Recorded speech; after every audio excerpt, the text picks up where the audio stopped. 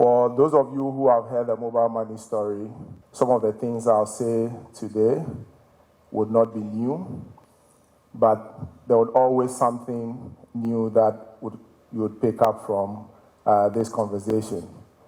And for those of you who don't understand our local language, there's a word that you learn today as well. So the noise everybody heard when they woke up on that morning is Misako, Misaka. And for those who don't understand what it means, I have received it. I have received it. That was how mobile money story began or started in Ghana.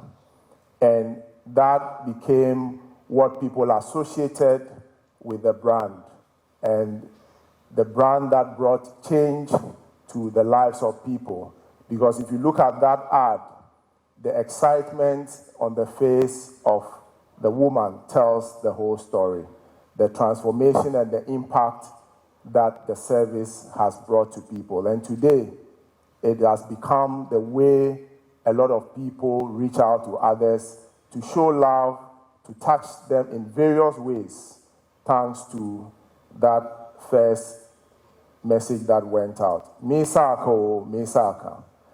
And that changed a lot of things with the way people did financial transactions. Before that time, we had a brick and mortar. The brick and mortar that did not meet the needs of everybody. In fact, majority of the people did not have the opportunity to interact with the financial service ecosystem. But with mobile money, we gave them that opportunity. And the reason is that before mobile money came, mobile phone penetration was growing at a very fast rate, 136% year on year. And that gives the opportunity for us to use that channel as a medium to reach the many Ghanaians who did not have access to financial services.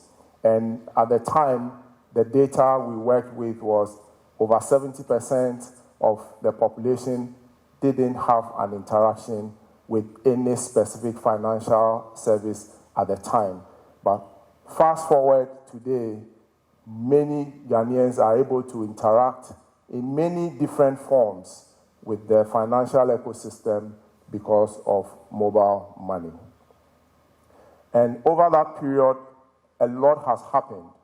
In 2012, when we were looking at the full scope of our launch, 3 years on, we were only around 170,000 subscribers, 3 years after we launched in 2009.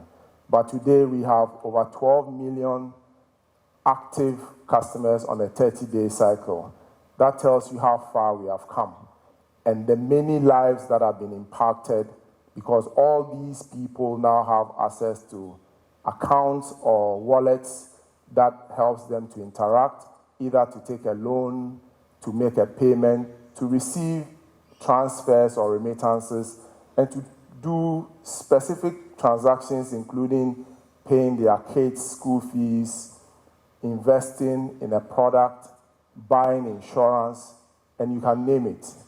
All this has happened because of that bold step that the business took a couple of years ago to venture into the space. And beyond the fact that the Ghanaian has become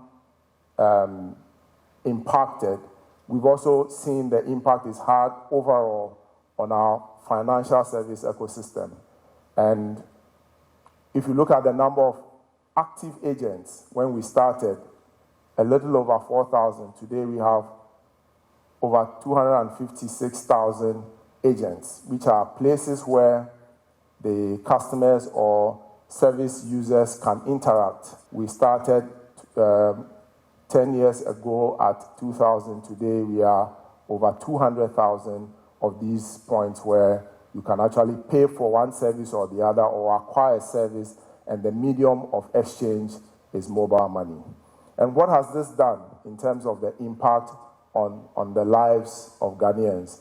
We've created jobs. So if you look at the number of agents that we have, these were people either had something to do or used that as their means of livelihood. And very soon we'll see one example of that person and how mobile money has impacted his life. We've allowed fintechs to also grow. We've created platforms for fintechs to innovate. So we've had lots of innovations in that space, as well as other industries. We have the insurance industry, which has benefited because we've created micro-insurance products as a result, and people can buy insurance from their handsets or their phones and manage that process, make claims, and everything else that they want to do with an insurance product. So that industry has been impacted. The pensions industry has been impacted. So beyond the fintechs, those have also been impacted. Then the banking system itself.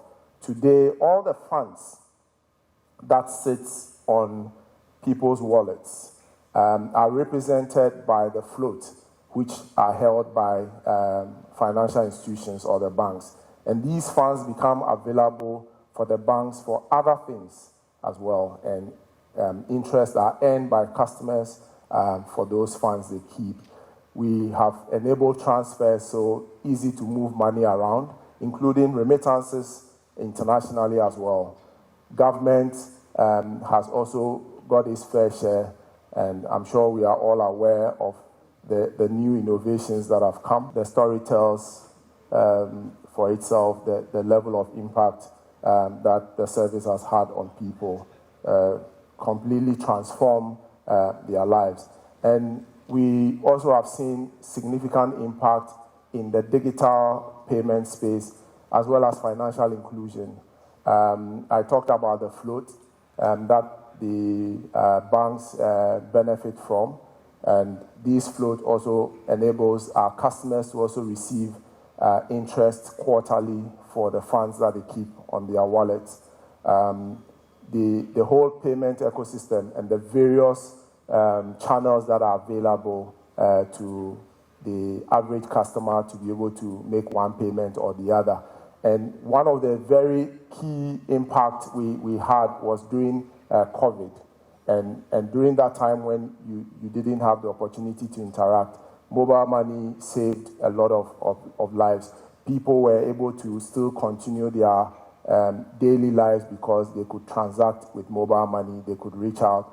And that in itself developed a lot of new businesses. Today, you look around and we have a lot of delivery services that have sprung up because they have easy means of receiving payment receiving that does not require a lot for them to set themselves up. Because once you have a wallet, you'll be able to offer a service and receive payment for it. So we see examples of payments that people access through getting a bus on, either from the supermarket, or even those who do travel and buy off the streets. The ladies there also are able to accept mobile money even if you don't have cash. So a lot of people have become included. And these people, including barbers, also have the opportunity now to also borrow to finance their operations.